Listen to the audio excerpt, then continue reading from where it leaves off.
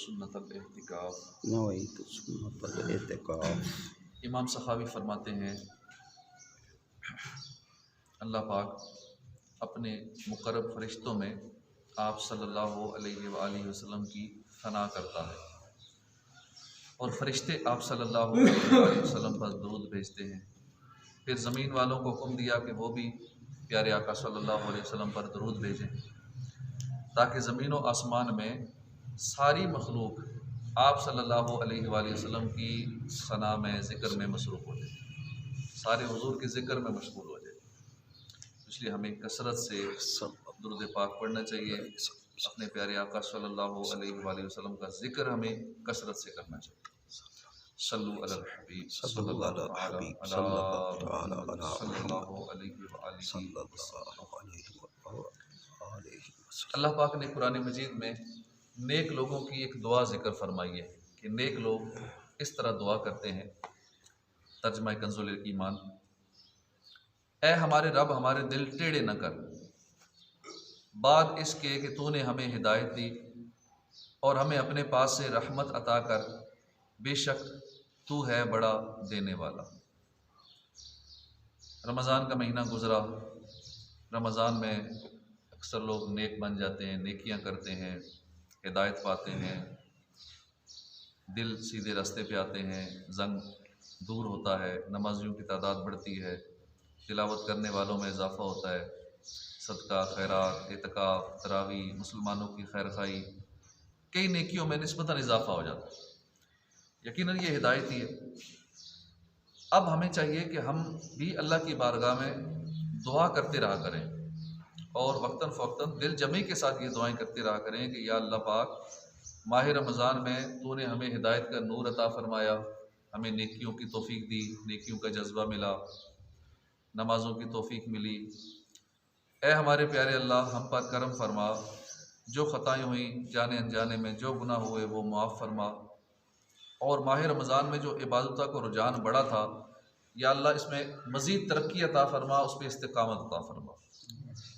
ये दुआ हमें भी करते रहना चाहिए। ये नेक लोगों की दुआ है, क्योंकि रमज़ान में तो नेक अमाल किए, रमज़ान के बाद फिर गुनाह करने शुरू कर देते हैं, दिल टेढ़े हो जाते हैं। तो दिल, या अल्लाह हमारे दिल टेढ़े न कर, हमें उसी तरह नेकियां करते रहने की तौफीक अता फरमा। रमज़ान का एक मकसद था कि हमारा नफ्स हमारा ठीक हो जाए, इसकी इस्लाह हो जाए, इसलिए हमने रोज़े रखे, इबादत की। हमारे असल में दो बड़े दुश्मन हैं, शैतान और नफ्स अम्मारा। रमज़ान में तो शैतान कैद होता है, और नफ्स अम्मारा ये रमज़ान में भी हमसे गुनाह करवाता है। भूख लगती है, प्यास लगती है, इसके बावजूद हम खाते पीते नहीं हैं, सुबह सहरी से लेकर इफ्तार तक नफ्स अम्मारा की ख्वाहिशात से रुके रहते हैं। इससे नफ्स अम्मारा का जोर टूटता है और उसकी इस्लाह होती है रोज़ा रखने से। तो रमज़ान के मकासद में से एक जो अहम मकसद था वो नफ्स अम्मारा की इस्लाह है। लिहाजा ज़ौक़ रमज़ान बरकरार रखना ज़रूरी है, और उसके लिए ये ज़रूरी है कि हम रमज़ान के बाद भी रोज़े रखते रहें, ताकि नफ्स अम्मारा का और शैतान का जोर टूटे और हमसे गुनाह न करवा सकें। शेख फरीदुद्दीन अत्तार रहमतुल्लाह अलैह फरमाते हैं, नफ्स को काबू करने के लिए 3 हथियार हैं, इनकी ज़रूरत होती है, 3 हथियारों की। एक है खंजर खामोशी, दूसरी चीज़ है शमशीर जो भूख की तलवार, तीसरी है नेज़ाए तन्हाई और तरके हुजूम। ये 3 हथियार हों तो नफ्स अमारा को काबू किया जा सकता है, उसकी इस्लाह की जा सकती है। अगर हम रमज़ान के अलावा 11 महीनों में भी ज़ौक़ रमज़ान बरकरार रखना चाहते हैं तो ये 3 काम हमें मुस्तकिल करने होंगे। पहला है खंजर खामोशी। हमारे आका सल्लल्लाहु अलैहि वसल्लम ने फरमाया, जो बंदा अल्लाह पाक और आखिरत के दिन पर ईमान रखता है उसे चाहिए कि अच्छा बोले या खामोश रहे।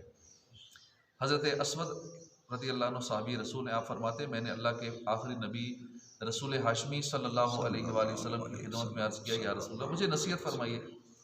हुज़ूर ने फरमाया, क्या तुम अपनी ज़ुबान पर काबू रख सकते हो? मैंने अर्ज़ किया, अगर मैं अपनी ज़ुबान पर भी काबू ना रख पाऊँ तो किस चीज़ पर काबू रख सकूँगा?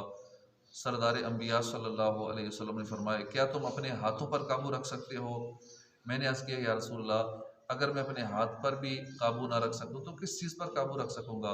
अब आका इनामदार सल्लल्लाहु अलैहि वसल्लम ने फरमाया, बस फिर अपनी ज़ुबान से हमेशा अच्छी बात ही कहो और तुम्हारे हाथ भलाई के अलावा किसी तरफ ना उठें। हज़रत अनस बिन मालिक फरमाते हैं सरवर आलम सल्लल्लाहु अलैहि वसल्लम ने फरमाया, बंदे का ईमान दुरुस्त नहीं होता जब तक कि उसका दिल दुरुस्त ना हो, और बंदे का दिल उस वक्त तक दुरुस्त नहीं होता जब तक बंदे की ज़ुबान दुरुस्त ना हो। ज़ुबान दुरुस्त होती है तो दिल दुरुस्त होता है, दिल दुरुस्त होता है तो ईमान दुरुस्त होता है। कुल तकरीबन 18,000 जहान है, 18,000 आलम है। ख्वाब भी एक जहान है जिसको आलम रोया कहते हैं। ख्वाबों में बंदा कहाँ कहाँ घूमाता है। तो आलम रोया यानी ख्वाब की दुनिया में हमारी ज़ुबान से निकलने वाले अल्फाज को सांप की सूरत में दिखाया जाता है। इमाम इब्न सीरीन ये ख्वाबों की ताबीर के बहुत बड़े माहिर थे, यानी इमाम थे, इल्म ताबीर के बहुत बड़े इमाम। इन्हीं की किताबें पढ़ कर आजकल लोग ख्वाबों की ताबीरें बताते हैं। आप फरमाते हैं कि अगर कोई शख्स ख्वाब देखे, ख्वाब में देखे कि उसके मुंह से काला सांप निकला है, उसके मुंह से सांप निकला है, तो उसकी ताबीर ये है कि उस बंदे की ज़ुबान से ऐसा लफ्ज़ निकलेगा जो लफ्ज़ उसके लिए वबाल जान बन जाएगा। अंदाज़ा कीजिए कि सांप जहरीला जानवर है। इसी तरह हमारी ज़ुबान भी कितनी ख़तरनाक है, कितना ख़तरनाक उज़्व है। इसलिए इसको 32 दांतों के पैरे में इसको कैद किया गया। इसके बावजूद भी ये काबू नहीं आती। जब ये जहर उगलती है तो सिर्फ जान ही नहीं बल्कि बाज़ ये ईमान भी ले जाती है, ईमान को भी नुकसान पहुंचाती है। हमारे प्यारे नबी सल्लल्लाहु अलैहि वसल्लम ने फरमाया, आदमी नेकियां करते हुए जन्नत के करीब पहुंच जाता है, जन्नत के करीब होता जाता है यहाँ तक कि 1 गज का फासला रह जाता है। जन्नत और उसके दरमियान 1 गज का फासला रह जाता है। फिर बंदा अपनी ज़ुबान से कोई एक ऐसा जुमला कह देता है कि जिसकी वजह से उसे जन्नत से फिर दूर कर दिया जाता है। तो ज़ुबान कितनी ख़तरनाक चीज़ है। अल्लाह पाक हमें ज़ुबान की हिफाजत नसीब फरमाए। नफ्स हमारा की इस्लाह के लिए पहला हथियार जो ज़रूरी है वो खंजर खामोशी। खामोशी, एक चुप 100 सुख। खामोशी इख्तियार करें, ज़ुबान का दुरुस्त इस्तेमाल करें, बोलने से पहले तोलने की आदत बनाएं। इंशाअल्लाहुल करीम नफ्स हमारा की इस्लाह होगी और ज़ौक़ रमज़ान भी बरकरार रहेगा। नफ्स हमारा की इस्लाह के लिए दूसरा हथियार है शमशीर जूह, भूख की तलवार। इमाम गज़ाली फरमाते हैं, अल जूह रासु मालिना, भूख हमारा सरमाया है। मतलब यह है कि औलिया कराम को जो वुसअत, सलामती, इबादत में लज्जत और इल्म नाफ़े हासिल होता है, ये सब अल्लाह की रज़ा के लिए भूख बर्दाश्त करने के सबब ही हासिल होता है। लोग भूख बर्दाश्त करते हैं सेहत के लिए भी, डाइटिंग के तौर पर भी, वज़न कम करने के लिए भी, कई बीमारियों से बचने के लिए भी, लेकिन अल्लाह की रज़ा के लिए भूख बर्दाश्त करना ये बहुत बड़े सवाब का काम है। भूख अल्लाह के ख़जानों में से ख़जाना है। अल्लाह पाक ये भूख का ख़जाना सिर्फ अपने पसंदीदा बंदों को ही देता है। जैसे हम रमज़ान में रोज़ा रख कर दिन भर भूख प्यास बर्दाश्त करते हैं, ज़ौक़ रमज़ान बरकरार रखने के लिए माह रमज़ान के बाद भी भूख प्यास बर्दाश्त करें। इससे नफ्स हमारा का जोर टूटेगा, तकवा नसीब होगा। और भूख की बरकतें हासिल करने का बेहतरीन अंदाज जो रोज़ा है। कोशिश करें कि अभी रमज़ान के बाद भी नफली रोज़े रखें। शवाल के महीने में जो 6 रोज़े रखने होते हैं, अभी तक अगर नहीं रखे तो रख लें, मुकम्मल कर लें 6 रोज़े, और मज़ीद जितने ज़्यादा हो सके रोज़े रखें। इंशाअल्लाह पूरा साल ज़ौक़ रमज़ान बरकरार रहेगा। अल्लाह के आखिरी नबी सल्लल्लाहु अलैहि वसल्लम ने फरमाया, जिसने रज़ाए इलाही के लिए एक दिन का रोज़ा रखा, नफल रोज़ा रखा, तो अल्लाह पाक उसके और दोज़ख के दरमियान एक तेज़ रफ्तार सवार की 50 साला मुसाफत यानी फासले तक दूरी फरमा देता है।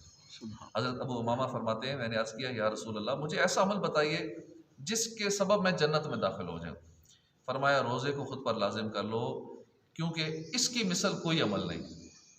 तो रमज़ान के रुखसत होते ही शवाल का महीना शुरू हो गया।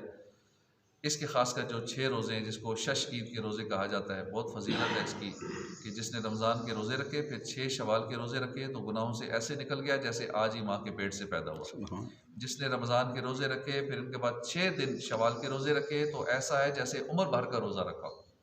तीसरी हदीस में पाक है, जिसने ईद उल फितर के बाद शवाल में 6 रोज़े रख लिए तो उसने पूरे साल के रोज़े रखे, कि जो एक नेकी लाएगा उसे 10 मिलेंगी। तो माह रमज़ान का रोज़ा 10 महीने के बराबर है, और इन 6 दिनों के बदले में 2 महीने तो पूरे साल के रोज़े हो गए। उलमा फरमाते बेहतर ये है कि ये रोज़े मुतफर्रिक रखे, यानी ईद के बाद लगातार 6 दिन में एक साथ रख लिए तब भी हर्ज नहीं है। बेहतर ये है कि छोड़ छोड़ के रोज़ा रखे, एक रखे फिर एक छुट्टी कर ले, 2 बीच में छुट्टी कर ले, फिर आगे रख ले, इस तरह इकट्ठे भी रख ले तो कोई हर्ज नहीं है। अल्लाह पाक हमें नफल रोज़े रखने की तौफीक अता फरमाए, अपनी ज़ुबान की हिफाजत करने की, खामोशी इख्तियार करने की तौफीक अता फरमाए। आमीन बिजाह नबी अमीन सल्लल्लाहु अलैहि वसल्लम।